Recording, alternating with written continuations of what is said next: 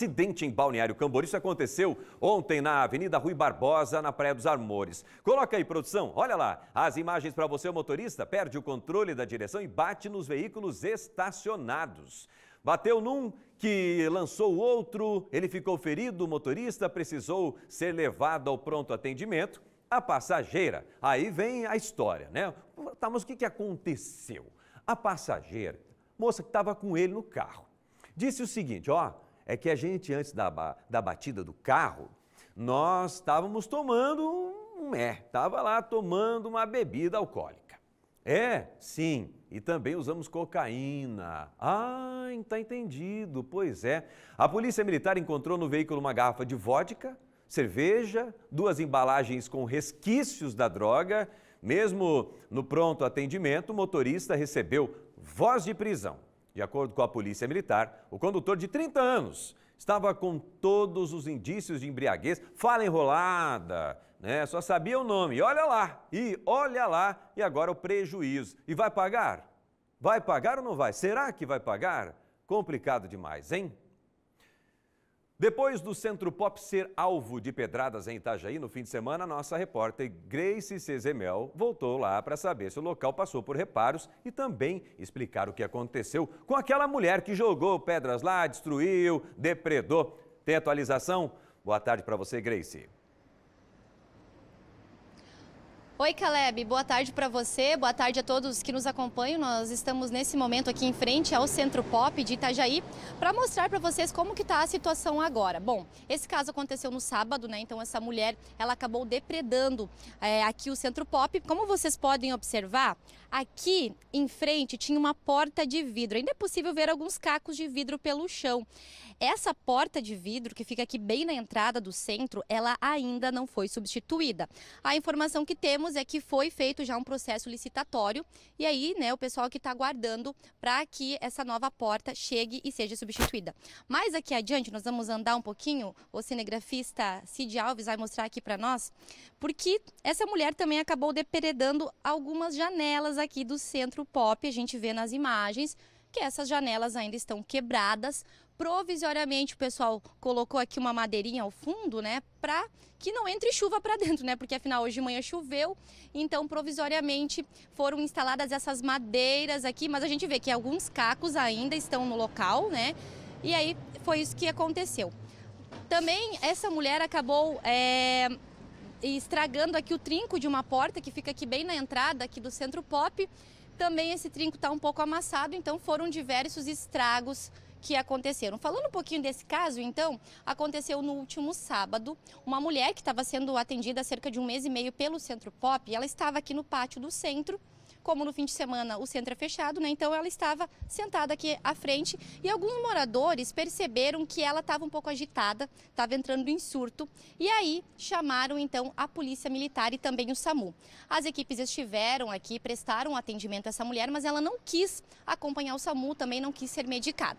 Então as equipes retornaram, né? Deixaram ela aqui sozinha. Quando as equipes saíram, o que aconteceu? Essa mulher começou a jogar pedras aqui contra o Centro Pop, deu diversas pedradas na porta, na janela, né? Também fez esse estrago aqui no trinco. E aí os moradores aqui do bairro, né, Barra do Rio, perceberam isso e chamaram a guarda municipal. A guarda, né, as equipes vieram até aqui logo em seguida e aí fizeram a prisão em flagrante dessa mulher, né, pelo crime de dano ao patrimônio público. Essa mulher foi presa então, isso no sábado, ainda sábado à tarde. Na segunda-feira, a juíza, durante a audiência de custódia, liberou essa mulher. Então as equipes aqui do Centro Pop foram até lá e encaminharam ela para o CIS, né, para que fosse tentada a internação dessa mulher, para que fosse feito um internamento, enfim. Ela ficou lá no CIS, mas no fim da tarde da segunda ainda, ela acabou fugindo, né? Então é uma longa história essa. Na terça-feira, a mulher retornou aqui para o Centro Pop e pediu, né, para ir até o CAPS aqui de Itajaí. As equipes aqui do Pop prontamente levaram ela até lá e aí foi conversado com essa mulher e aí ela aceitou a internação, então ela foi encaminhada para o Instituto de Psiquiatria de Florianópolis e ela está lá desde então. Essa mulher, ela tem 36 anos, ela é natural de Minas Gerais, estava aqui em Itajaí, como eu falei, há cerca de 1 mês e meio, sendo atendida pelo centro, mas antes de morar aqui, ela era moradora de Balneário Pissarras, então agora ela está em tratamento e ainda não se sabe se essa mulher vai retornar para cá ou não. Em relação à segurança aqui do Centro Pop, também não foi anunciada nenhuma nova medida, porque o que nós temos até então? Temos apenas câmeras de monitoramento que são instaladas aqui na frente, mas não tem nenhum guarda, né, que fica aqui fazendo, né, esse trabalho de segurança, por enquanto nenhuma nova medida. E agora a gente aguarda aí a vinda das novas vidraças. A expectativa é que na próxima semana essas vidraças já sejam substituídas e aí para a porta esse novo processo licitatório que deve ser feito. Caleb, eu volto contigo aí no estúdio. Muito obrigado, Grace Cezemel. Ainda bem que ela está lá em tratamento, tomara que permaneça, porque ela tem o direito de querer ou não querer ficar lá em tratamento para se libertar das drogas. É cada uma envolvendo moradores de rua, pessoas que se colocam através de decisões em situação de vulnerabilidade e geram problemas sociais, inclusive de insegurança. Ela estava nervosa porque fim de semana não tem almoço, não tem café da tarde, não tem café da manhã, não tem assistência no Centro Pop. E aí ficou revoltada, porque talvez ela teria que pedir, se esforçar para poder então importunar muitas vezes as pessoas nos restaurantes, nas lanchonetes. E isso não é falta de humanidade, isso é um problema social que nós estamos enfrentando. Você quer ver? Olha só mais essa situação. Na tarde de ontem, aqui em Itajaí, aqui mesmo, a Polícia Militar prendeu dois homens presos por furto de um corrimão do Centro Integrado de Saúde, que fica no bairro São Vicente. Olha só, gente, o corrimão, esse aí, ó, escovado, aço inoxidável, caríssimo. Depois do chamado, os policiais conseguiram encontrar os suspeitos do crime. Um de 38 anos, o outro de 35, eles estavam lá carregando o corrimão. Teriam confessado, não, a gente levou o corrimão mesmo, né? Mas por que vocês pegaram o corrimão? Não, a gente pegou para vender o produto. Mas vender para quê? Não, vender para poder pegar o dinheiro, comprar a droga, porque eles estão tão drogados, tão fora de si, a ponto de, olha, roer até reboco da parede. É lamentável o que o tráfico de drogas, a drogadição, a dependência química gera, primeiro para o ser humano, depois para toda a sociedade em que ele está inserido, porque a realidade é que ele está à margem dessa sociedade civil organizada. Mais um caso para você em Itajaí. Teve a segunda fase da operação que recuperou R$1.700.000 em cargas furtadas. Veja, a ação desarticulou o grupo criminoso e foi feita pela Delegacia de Furtos e Roubos de Cargas da DEIC da Polícia Civil de Santa Catarina, equipe do Dr. Osnei Valdir de Oliveira, que é o delegado que mais prende no estado de Santa Catarina. Foram cumpridos mandados de prisão e de busca e apreensão. Aqui em Santa Catarina, apenas em Itajaí, e nas cidades do Paraná, Londrina, São José dos Pinhais, na Grande Curitiba e Jardim Alegre. Na primeira fase da operação, em novembro do ano passado, foram recuperadas cargas furtadas e o líder da quadrilha preso. Desta vez, foram presos 4 investigados responsáveis pela clonagem do caminhão e indivíduos diretamente ligados ao líder do grupo, os quais se passavam por motoristas de caminhões e faziam os carregamentos com documentos falsos, além de fornecer suporte logístico e financeiro. Todo um esquema montado para furtar as cargas. Foram cumpridos mandados de busca e apreensão em 13 endereços vinculados aos investigados. Com a ação, foram apreendidos dispositivos eletrônicos, documentos, veículos de luxo e uma arma de fogo. Os objetos e documentos vão ser analisados pela DEIC e um fato curioso chamou a atenção dos investigados. Para tentar burlar os sistemas de monitoramento das rodovias, o grupo criminoso efetuou, então, como já disse, a clonagem do caminhão e também do semi-reboque numa modalidade avançada. A adulteração ia além da clonagem de placas. Os criminosos, gente, eles plotavam o caminhão, adesivavam o caminhão, né, envelopavam esse caminhão como se fosse uma empresa legal, transformando ele numa cor branca e um de cor amarela. Os criminosos, eles foram cautelosos, né, minuciosos, clonando até os adesivos fixados nos vidros e na lataria do caminhão.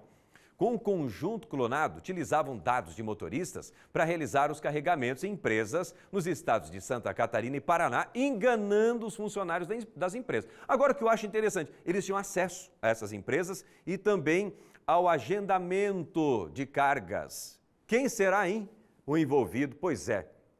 Até o momento, o grupo é responsável por 4 furtos de cargas em Santa Catarina, nas cidades de Jaraguá do Sul, São Bento do Sul, Gaspar e também Porto Belo.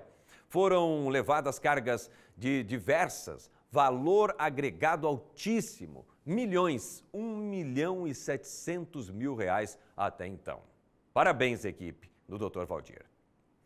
Agora a gente atualiza o caso do assassinato de Amanda Regina Samuel de Souza, encontrada morta dentro do apartamento onde morava na segunda-feira da semana passada, dia 8.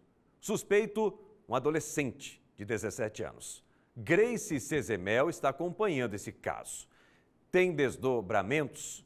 O que agora, diz o laudo? O adolescente a gente sabe que não vai dar nada por causa da nossa lei. O IML, saiu o laudo, Grace. Situação lamentável essa que você acompanhou de perto, né?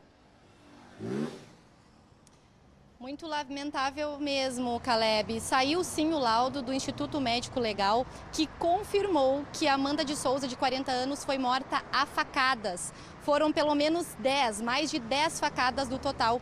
Essa já era, sim, uma suspeita da Polícia Civil. Nesse primeiro laudo, ainda não foi possível saber se houve estupro ou não, ainda não ficou confirmado isso. Por isso, uma nova análise deve ser feita e conforme o delegado Eduardo Ferraz, da DIC aqui de Itajaí, que é o responsável pelo caso, o prazo para que essa nova análise fique pronta é de 1 até 3 meses, então deve demorar um pouquinho. Mas a causa da morte, então, foi confirmada. Amanda foi morta a facadas. Já o adolescente de 17 anos, que é suspeito de ter assassinado a vítima, ele se encontra nesse momento internado provisoriamente. Ele foi encaminhado a uma unidade socioeducativa e está à disposição da Justiça. Nós viemos acompanhando esse caso aqui no Balanço Geral desde que ele aconteceu na segunda-feira da semana passada, dia 8, quando Amanda de Souza, de 40 anos, foi encontrada morta dentro do próprio apartamento no bairro Fazenda, em Itajaí.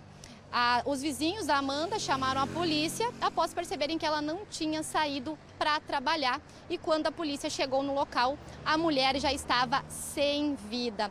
Imagens das câmeras de monitoramento mostraram o suspeito pulando o muro do condomínio onde Amanda morava, né? Isso tudo ficou registrado e aí então começou o trabalho de investigação da polícia que em menos de 24 horas achou esse suspeito, né? Então o suspeito de ter cometido o assassinato é esse adolescente de 17 anos que se encontra nesse momento apreendido. É claro, Caleb, que a gente segue de olho em todas as atualizações desse caso, afinal foi um caso que chocou a cidade de Itajaí, não só a nossa cidade, mas também todo o estado de Santa Catarina, a lamentável morte brutal dessa mulher. Caleb. Muito obrigado, hein? Lamentável mesmo, é revoltante além. Você vê o cuidado que a nossa repórter deve ter, né, com as palavras. É suspeito, o menor, o infrator, ele não cometeu um crime, ele não cometeu um assassinato, segundo a lei. Ele não cometeu um suposto estupro, foi um atentado ao pudor, né? Um suposto atentado ao pudor.